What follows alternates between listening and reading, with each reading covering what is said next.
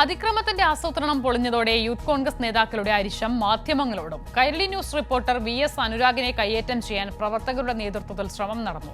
മാർച്ചിൽ വ്യാപകമായ അക്രമം ഉണ്ടായില്ലേ എന്ന കൈരളിയുടെ ചോദ്യമാണ് യൂത്ത് കോൺഗ്രസ് സംസ്ഥാന പ്രസിഡന്റ് രാഹുൽ മാങ്കൂട്ടത്തിലിനെ പ്രകോപിപ്പിച്ചത്.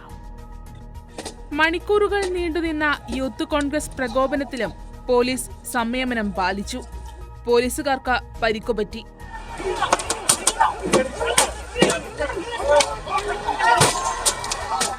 സംഘർഷത്തിനുള്ള ആസൂത്രണം പൊളിഞ്ഞതിന്റെ നേതാക്കളുടെ അരിശം പിന്നീട് മാധ്യമങ്ങളോടായി.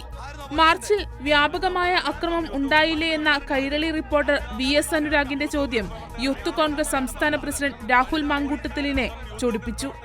നിരവധി പോലീസുകാർക്ക് ഗുരുതരമായി തന്നെ മുഖത്തടക്കം പരിക്കേറ്റു. വനിതാ പ്രവർത്തകന്റെ തുണിമേ പിടിച്ചവന്റെ ദേഹത്തുനിന്ന് ചോര വരും കൈരളിക്കാരാ കേട്ടോ. വനിതാ പ്രവർത്തകന്റെ തുണി വലിച്ചു വനിതാ പ്രവർത്തകന്റെ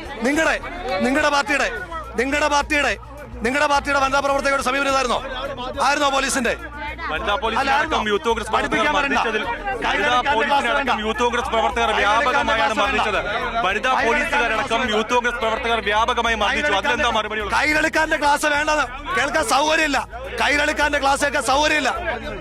നേതാവിന്റെ പ്രകോപനം ഏറ്റെടുത്ത് അനുരാഗിനെ കയ്യേറ്റം ചെയ്യാൻ ചില പ്രവർത്തകരുടെ ശ്രമവും ഉണ്ടായി.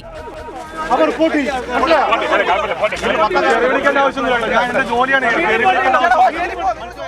കൈരളി ന്യൂസ്, തിരുവനന്തപുരം.